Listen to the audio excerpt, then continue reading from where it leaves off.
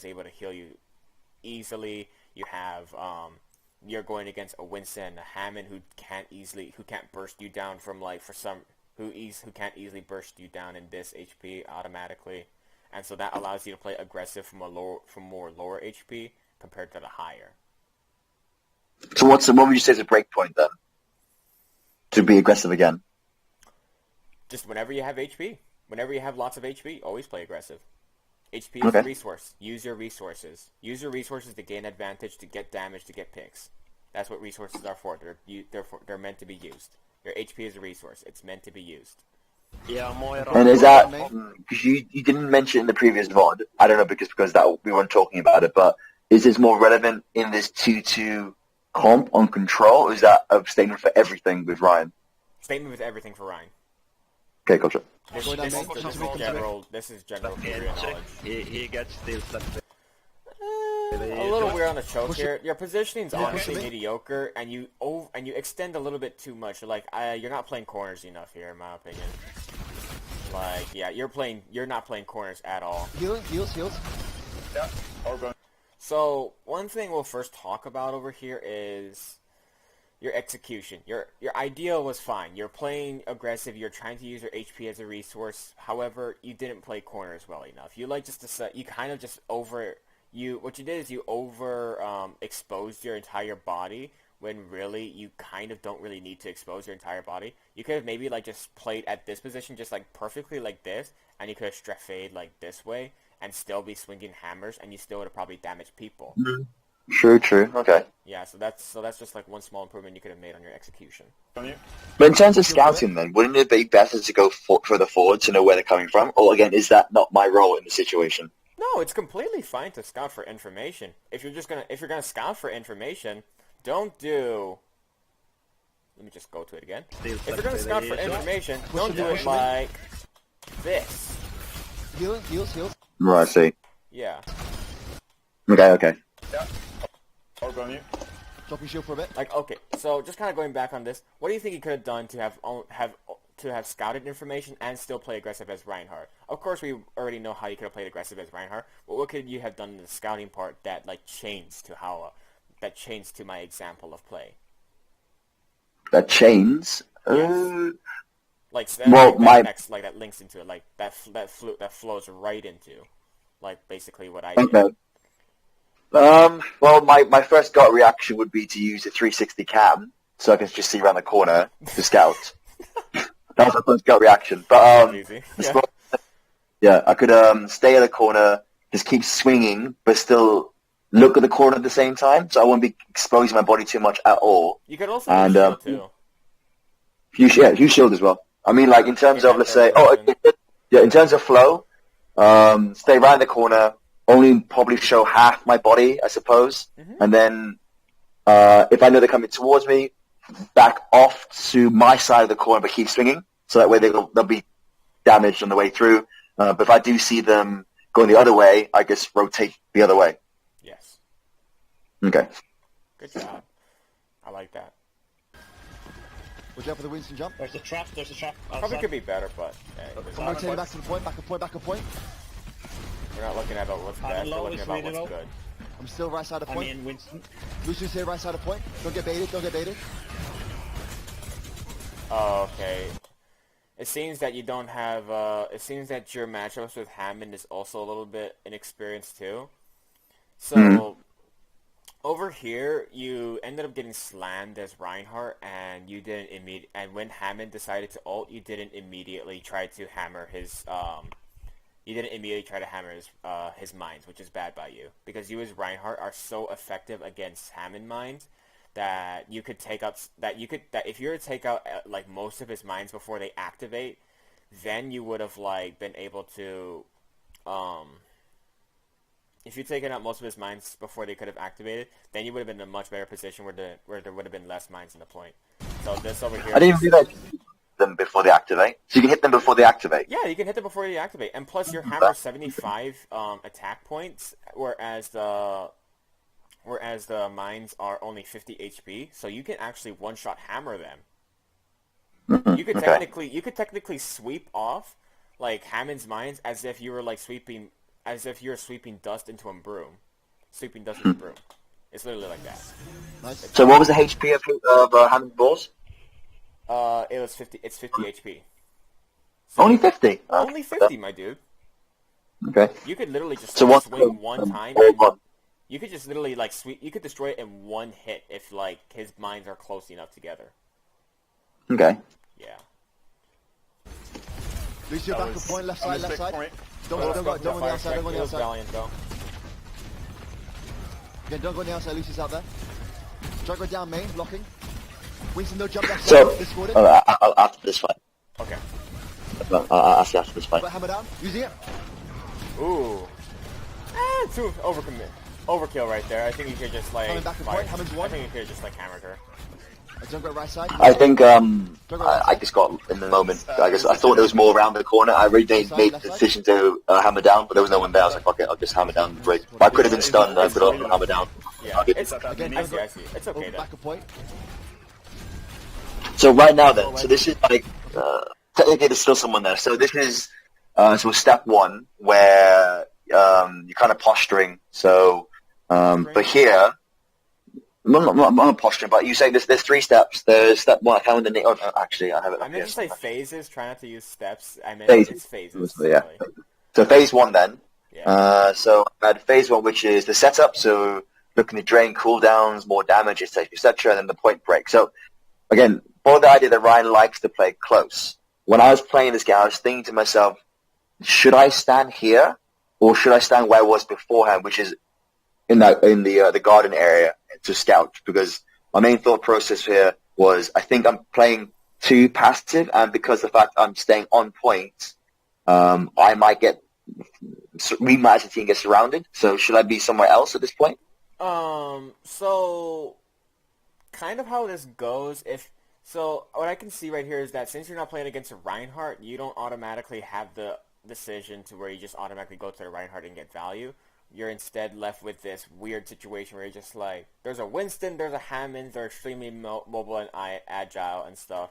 And this is where you kind of change your, this is where you kind of have to change your playstyle a little bit. And the way how you change style of plays, it doesn't change too much. You still fulfill your usual role. You try to find targets that are within hammer range, and try to you try to find targets that are within hammer range and are killable as Reinhardt. And that's where, and playing against Winston Hammond composition, this is where you kind of like play reactively to them. You kind of react to what their decisions are, what positions they will take, because the only value that a dive composition can get composition can get, or just any sort of composition in general, like this is like general Overwatch, is that they can only get value out of killing the enemies and winning the fight, or capping the point. You can do both of these and easily negate both, and easily negate both their types of value by 1, staying on point with your team, and 2, just sticking close with your team. Like you could, and it doesn't even necessarily have to be the Winston 2 that you could focus. You can instead just focus and nullify a DPS and make that DPS completely useless, because DPS is if the DPS is like busy dealing with the Rhine, and the Winston's not getting any follow-up, then the Winston's just going to die. So at this point over here, it's really just asking yourself, where's the enemy going to come through? Is the enemy going to come through right? Are they going to come through back? This is where scouting comes into play. And then knowing where they're going to come through, whether it be front or back, then if you know they're coming through front, then what you would do is you would position kind of around at front, or you position in a way to where you can negate their position, their potential of their position, that when at front, by just placing a shield or just trying to kill them.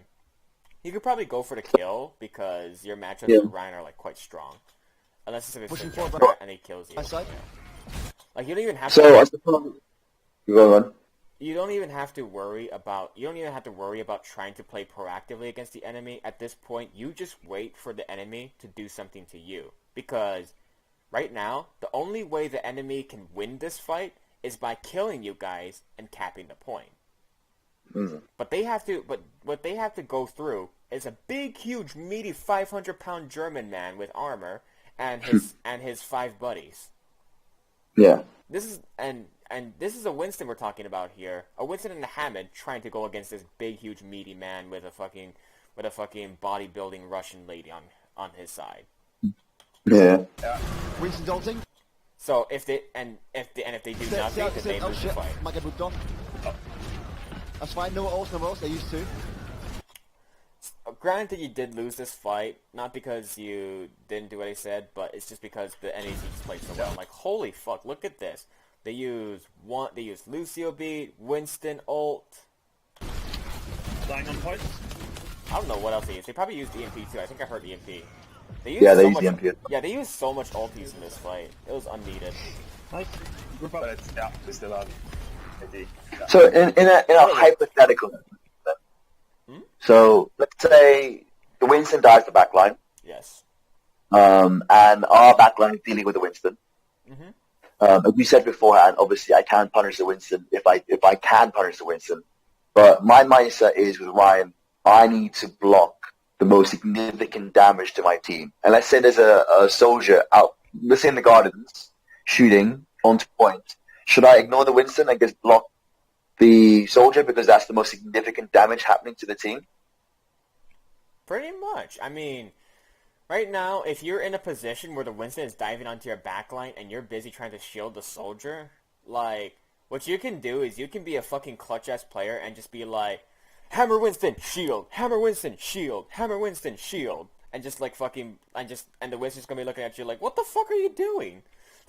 And then it's just like, stop fucking hitting me. And the soldier's gonna be like, stop fucking shielding half of my bullets. And stuff like that.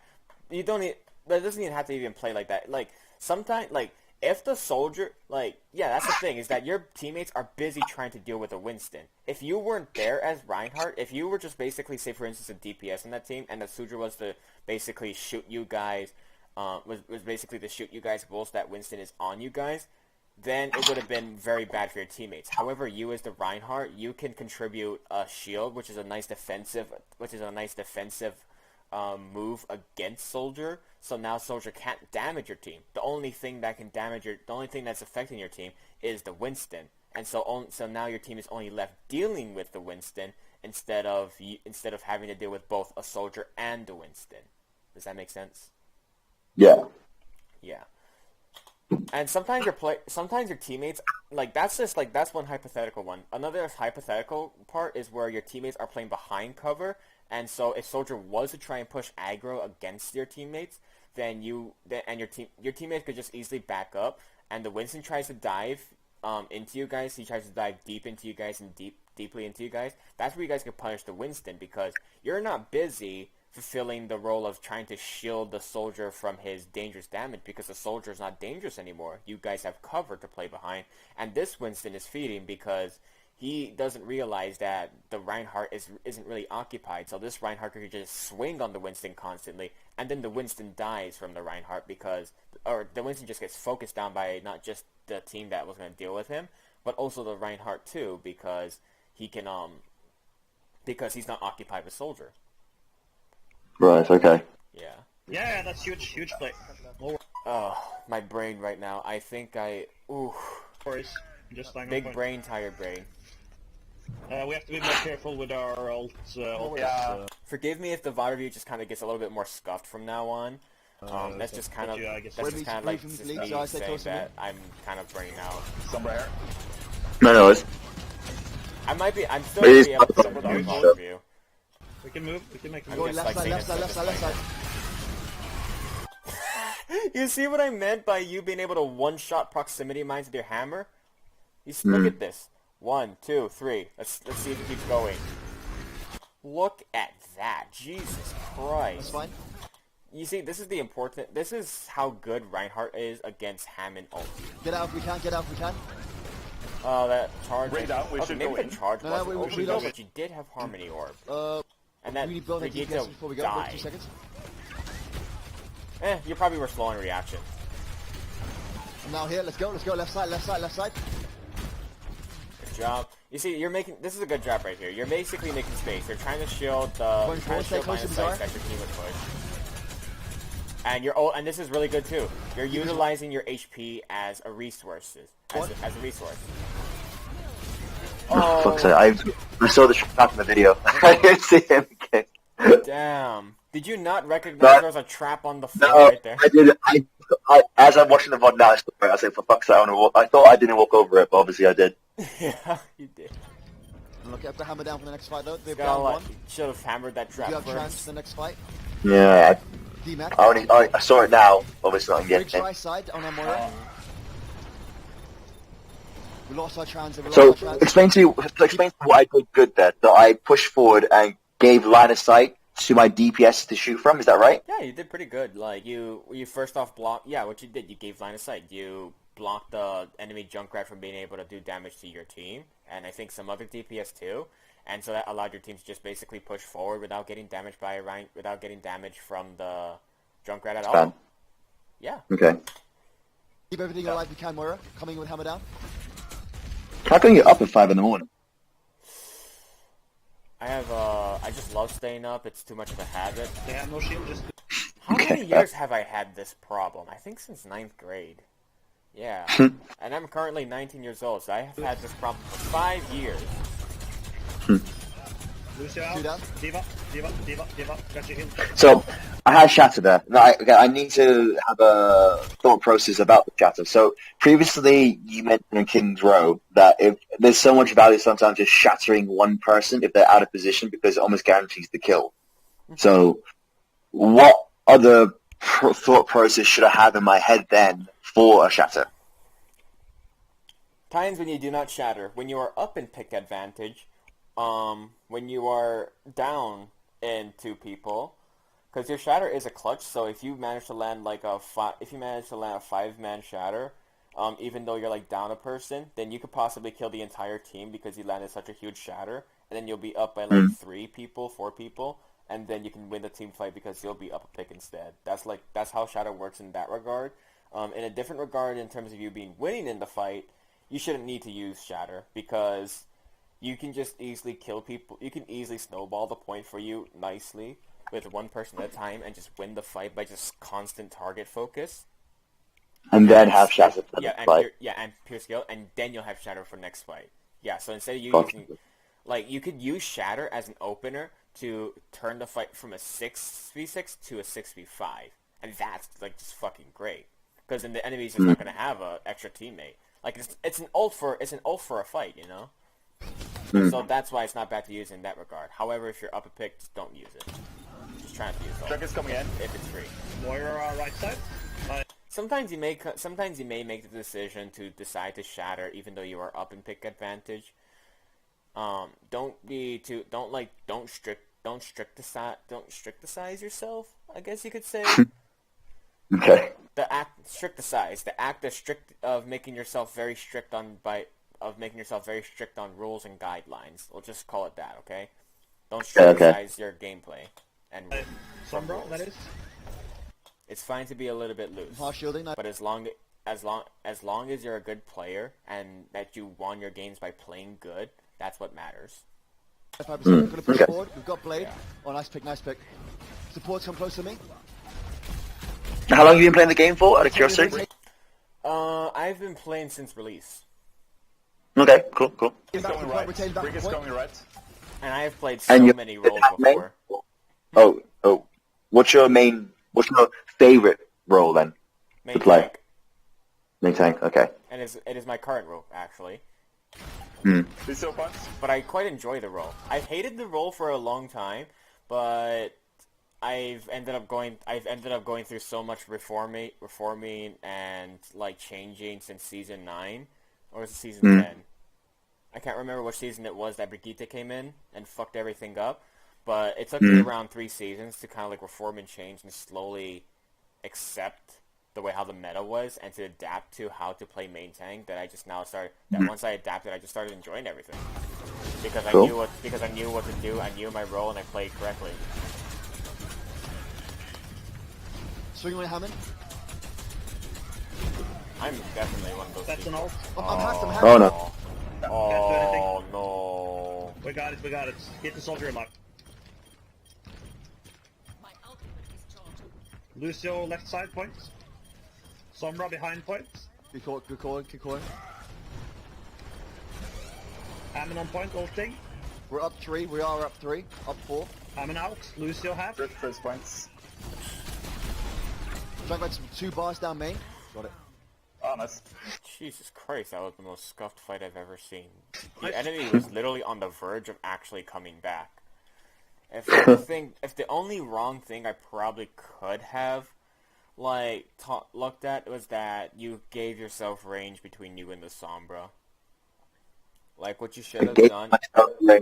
Okay. Yeah, like, whenever you're playing against a Sombra player, like...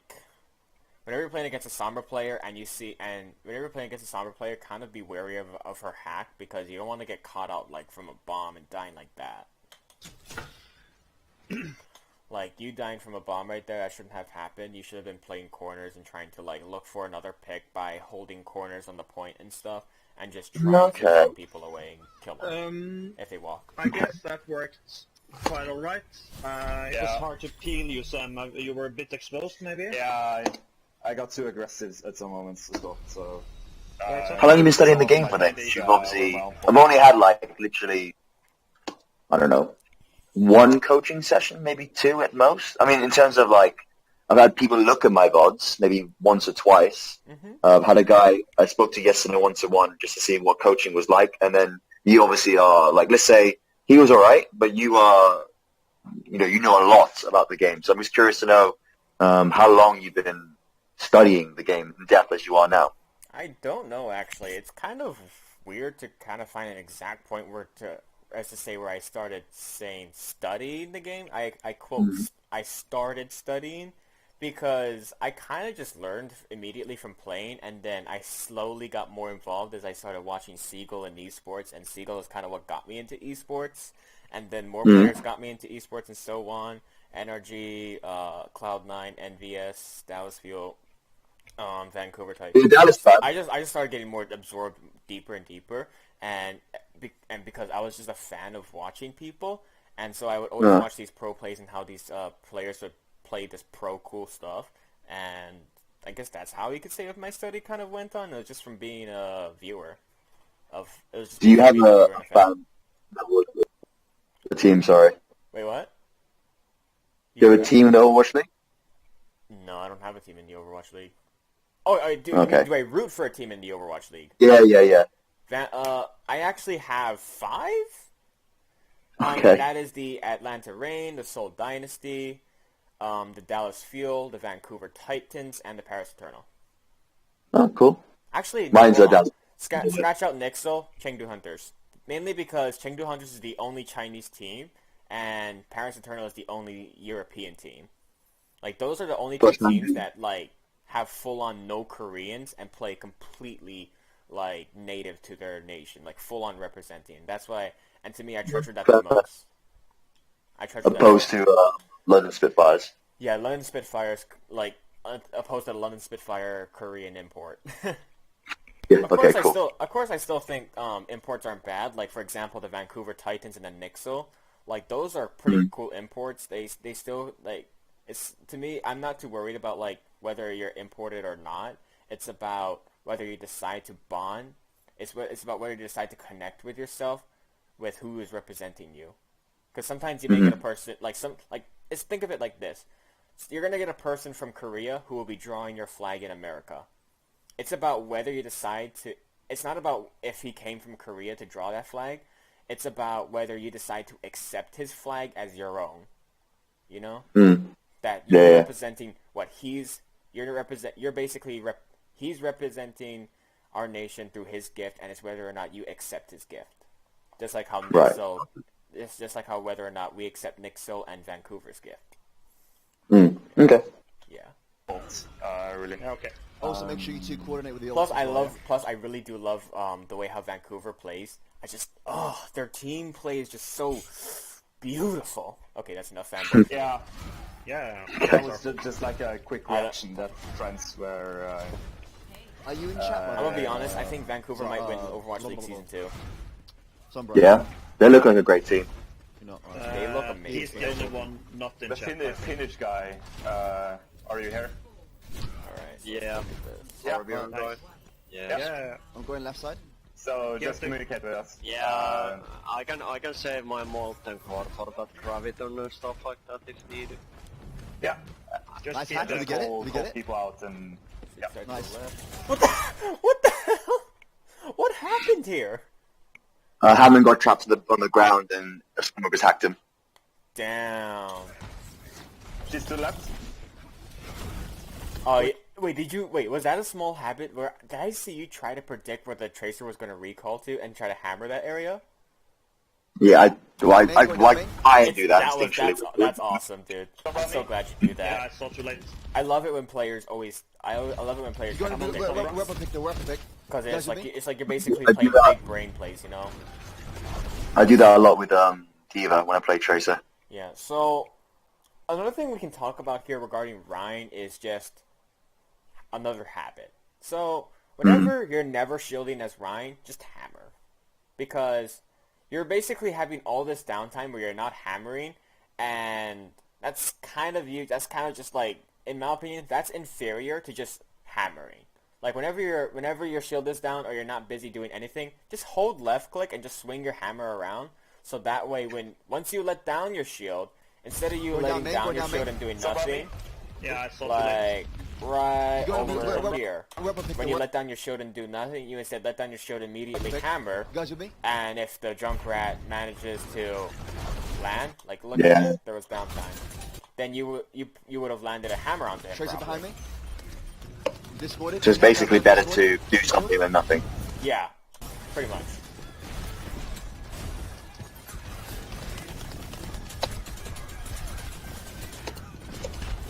My God.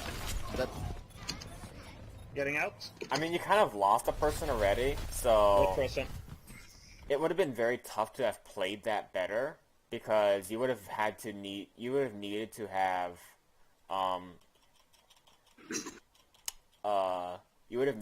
gotten a pick in order to come back. But let's look at before the Zarya died. Let's see if you were fulfilling your role correctly. Again, phase 1. In phase 1, how did you set people up? Were you setting people up correctly? Oh. Zen is dead.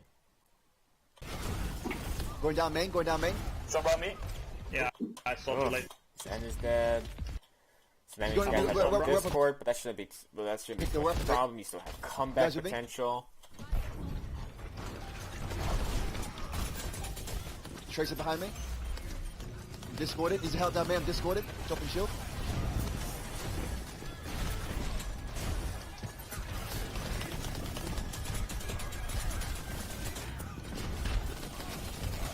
That, Pretty much. All I can say here that you did in phase 1 here was that you really didn't do nothing. You really didn't do anything. You just basically, like, you had a missed fire strike, so that did nothing. You kept holding your shield and kept trying to, like, make some sort of safe space, but then people flanked around and that did nothing. You tried to hammer swing and that only got, like, a few bits of damage and that barely did anything. So really, you kind of just were ineffective this fight, mainly because you...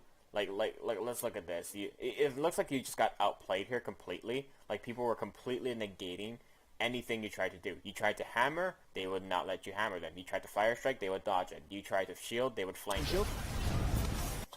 it. It looked like they were just completely trying to outplay you at this point. Yeah. I was right, look at that. They're completely trying to outplay you.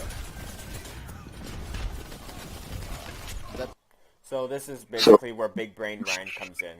This is where Big Brain Ryan comes in. Whenever you come across this situations where people try to outplay you, this is where you're going to need to think like, no, I'm going to outplay you. You're not going to outplay me. I'm going to outplay you.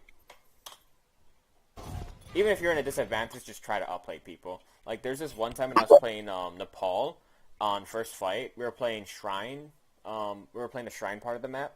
And we actually ended up going 2 down in the fight. However, me being such a bold and confident Reinhardt, I was like, nope, I am not losing this match. So the enemy McCree actually got 2 picks onto my team. However, what happened was they didn't get anything else. No matter what they tried, the McCree tried to get a stun on me. I think the Winston tried to like push me back a bit, but then I was just like, I kept shielding my team. I kept giving them good line of sight, and my team just kept playing with what they had, even though we were like a 4-man squad. I just kept trying. I just kept like playing perfectly defensive and enabling for my team. And every chance of opportunity I had to be aggressive, I took it. And so I ended up, I kept doing that so much to the point where the enemy team kind of broke down, and I ended up getting actually 2 picks in the fight. And the cool part was that... It's very choppy now. It's very broken. Wait, you cut off for me. Did you say I cut out? Hello? I'm hearing you, but very Oh, choppy. okay. Let me reset the call. Cool. Okay. Is it better?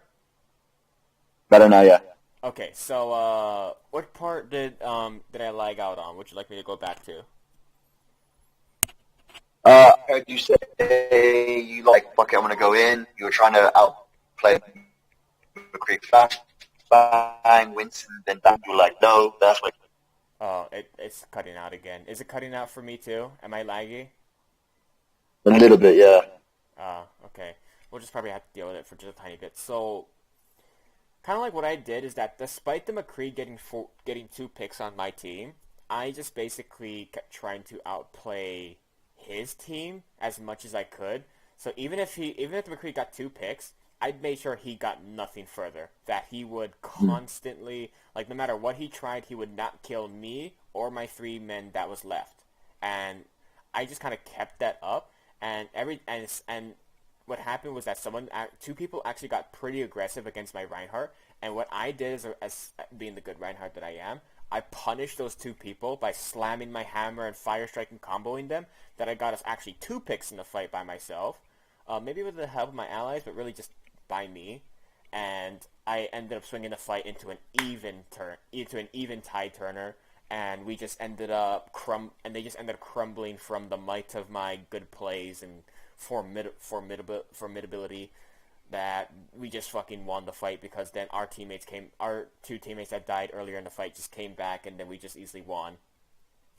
We just easily won that point for first fight, and then I was just thinking in my head, you know that McCree's probably very fucking tilted right now. All I could think about was like, dude, I got fucking 2 picks. We should be fucking winning the game. You guys are fucking trash. Wah, crybaby, I'm bad. And I'm just here sitting like, haha, you may be good, but I'm better. Oh, I see. You may have gotten value, but I won the fight. Like that's how I think. Like, Okay. You can get all the value in the world, but if you don't win the fight, you don't win the fight. So let's get back to the VOD now. Okay. Getting out. Wait for a second. So it's unfortunate you got outplayed here. Maybe you could have outplayed them in some sort of way, but only God, only the gods of Overwatch know how. Yeah, That's pretty good. perfect. We'll wait. Just be patient here. Don't poke. Yeah. What is this? Whoa, that's what are you doing over there, peeking that side? Yeah, don't answer the question. I really do not care to know. Still go left side. Still Lucia, go left side. Keep going left, Yeah, we're left. Zen, you're not with us, you're not with us. Left. Yeah. Left. The Sombra is still here. Yeah, I got you. Yeah, you That's- going forward? Oh my god, you need to push right now. You're up in pick advantage. You need to press W, get more picks. You need more picks. Picks. Just clean up. Yes, That's the more way, picks. so Next the picks. DP. Who do you pick? You got the Hammond. Yes, more picks. No, you shouldn't even play holding shield. No shield. Loose out. Tracer left. No shielding. Never shield. You are What you up said? in... There's only a tracer left. Like, what's the shield gonna do, right? Block, negate her ult charge? That's bad. I think for me, whenever I shield like that, it's just for me to reorientate myself to know where things are. But not necessarily to shield anything, just for me to see where the things are again. Oh, That's it's what scouting. I never thought of it like that. Huh. I usually just flick my mouse all over the place because, like, how I get information is just by basically, like, flicking 360 degrees like this.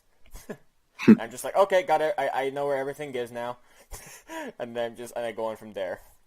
I do find that because it's impossible. I can't do things like that. That's why it's slower, so I can look up a bit to see if I can move around it. You know what I mean? Yeah, that's right. You're a console player, so you don't have like the cool shit that I can do. Which is Send it low. You haven't got the speed for Yeah, it, yeah. you can only get it. I forgot. I'm coaching I'm helping you a console player out. Harsh shielding, harsh shielding. Oh my god, this Hammond. I've got a shadow fucking for the next fight for free. Everybody, please stay close to us. Yeah, so again, just kind of going back to the habit. It's always if you're on downtime, you're not holding shield up, you're not using any ability, you're not being quiet. Hold the left click. Just keep hammering. Like Dory says, just keep hammering. Just keep hammering. Don't stop hammering because you're doing nothing. Because it's bad to do nothing. Because in theory, I could have hit that tracer she blinked through, I suppose. Pretty much. Yeah, pretty much. If you even timed it right too, you probably could have went and gotten 2 hits off of her. Do you know how to tech Reinhardt's hammer? As in swing. It's like Do you know how to get 2 quick swings? Swing, shield, swing. No. I'm Go on then. Okay, so I'll show you the tech right now. So it works like this. So kind of looking at this. This is the time. So this is kind of like the length of the swings. Okay. So this is swing number 1, and this is swing number 2. You can only hit the person once in each of these swings. So whenever you swing, what would happen is that you by kind of like once the animation of your swing kind of starts finishing up, that's when you would hit your opponent. So that way, once you start up your next swing, your swing would so once your next swing starts up, you would immediately hit the opponent 1 time, then 2 times quickly, instead of hitting it in the middle of the swing and then having like this wider time gap. So explain that again. So on the far left, that's when I start the swing. Is that right? Yep. This is where you start the swing, and then over here is where you end the first swing and then start the second swing. So Gotcha.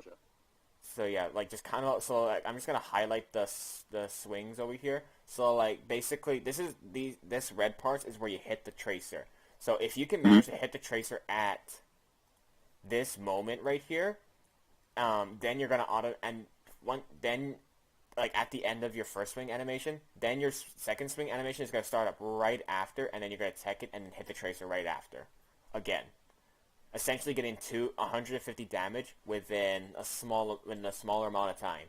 And a lot of tracers don't even know this. I've actually punished a few tracers in Platinum with this, and it was hilarious. So I'm confused. So you start the swing. So so you swing is from right to left, yeah?